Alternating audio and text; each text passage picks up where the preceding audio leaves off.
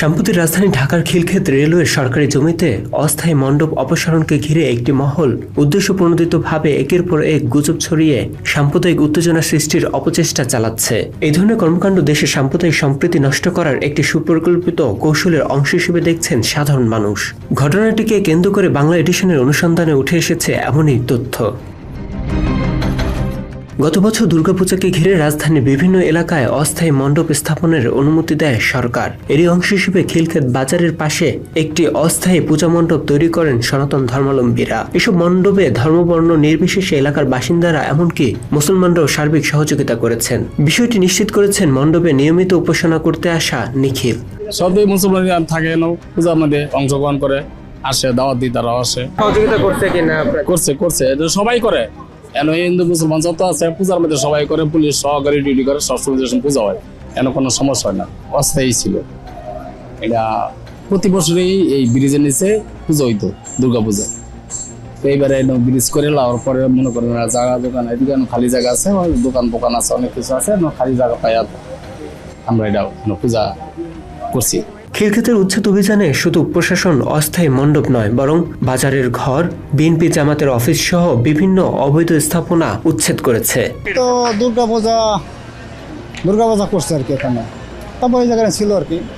এর আগে তো দেখেন নাই নাকি? এর আগে তো পূজা করে? এর আগে পূজা করে না, এর আগে পূজা করছে এখানে করছে। এখান তো দুর্গাপূজা করছে এখানে দুইটা হয়, এখানে পূজা হয় একটা, আর রাস্তার উপরে একটা হয়, দুইটা পূজা হয় আর কি। এই তো অস্থায়ীভাবে? হ্যাঁ, অস্থায়ীভাবে, এটা পার্মানেন্ট না। এটা পূজার পরে মন্দিরে ভেঙে ফেলে। দাদা, আপনার নামটা? আমার নাম চিত্তরঞ্জন। ভাঙা তো পড়ছে, এই যে এখানে একটা পাবলিক টয়লেট ছিল, পাবলিক টয়লেটে শুরু করা একবার ওই যে বিএনপির অফিস আছে, ওইখানে জামাতের অফিস আছে, যে কোনো ক্লাব ছিল, সবগুলোই ভাঙা পড়ছে। অস্থায়ী যত দোকান ছিল এখানে, যারা রাস্তায় কাজ করে, সবাইটাই ভাঙা পড়ছে। পাশে যেখানে এখানে দোকানপাট ছিল অনেকেই ফুটপথে, হ্যাঁ, সমস্ত দোকানই ভাঙিয়ে দিয়েছে, খালি মন্দির না। ওই যে ওখানে জামাতে ইসলামের ছিল, ওই পাশে ছিল ওই যে চার দোকান ছিল রেল লাইনের পরে, হ্যাঁ, সমস্ত কিছু সব ভাঙিয়ে দিয়েছে। এই এলাকায় অজিত নামে এক হিন্দু সম্প্রদায়ের ব্যবসায়ী বলেছেন, জামাতের ওই অফিসে সাধারণ মানুষও নামাজ পড়তেন, সেটিও ভাঙা পড়েছে। কোনো সমস্যা করতো না এর আগে, আমরা দেখি অনেক সমস্যা করতে, শুনি অনেক সমস্যা করতে। তো এখন হঠাৎ সরকারি জায়গায় ভাঙা হয়েছে, এটাই আমরা দেখতেছি। সঙ্গে সঙ্গে বাজারও ভাঙা হয়েছে, বিএনপির অফিসে ভাঙা হয়েছে, জামাতের মসজিদের মতো ক্লাবটাও ভাঙা হয়েছে। অর্থাৎ উচ্ছেদ অভিযানের মূল উদ্দেশ্যই ছিল অবৈধ স্থাপনার বিরুদ্ধে প্রশাসনিক উদ্যোগ, কোনো নির্দিষ্ট সম্প্রদায়ের বিরুদ্ধে নয়। অভিযানের আগে এ নিয়ে একাধিকবার নোটিশও পাঠিয়েছে কর্তৃপক্ষ। এরপরও এ নিয়ে সুনির্দিষ্টভাবে মন্দির ভাঙার বিষয়টি সামনে এনে ভিন্ন খাতে নেওয়ার চেষ্টা করেছে একটি মহল। হিন্দু বৌদ্ধ খ্রিস্টান ঐক্য পরিষদের প্রতিবাদ সমাবেশেও অভিযোগের আঙুল তোলা হয়েছে।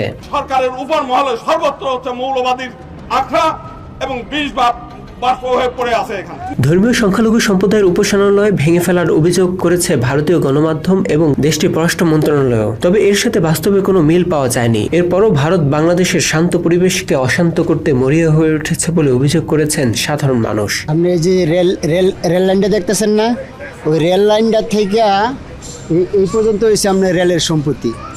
এই রেলের সম্পত্তির ভিতরে কিন্তু নিয়ম আছে, ওরকম কারো লিজও দেয় না, অনুমতিও দেয় না।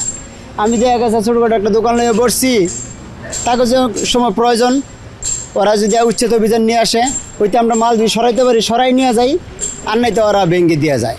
এটা আমাদের মেনে নিতে হবে। এটাই ওনারা অনেক মিথ্যা কিছু বইলা, এগুলো একটা দেশে বিশৃঙ্খলা সৃষ্টি করতেছে, আর কিছুই না ভাই। এর মধ্যে ভারতের পররাষ্ট্র মন্ত্রণালয়ের বক্তব্যের জবাবও দিয়েছে বাংলাদেশের পররাষ্ট্র মন্ত্রণালয়। সেই সাথে রেল উপদেষ্টা অভিযোগ করে বলেছেন, বিভ্রান্তি ছড়িয়ে উস্কানি দেওয়ার চেষ্টা করেছে একটি মহল।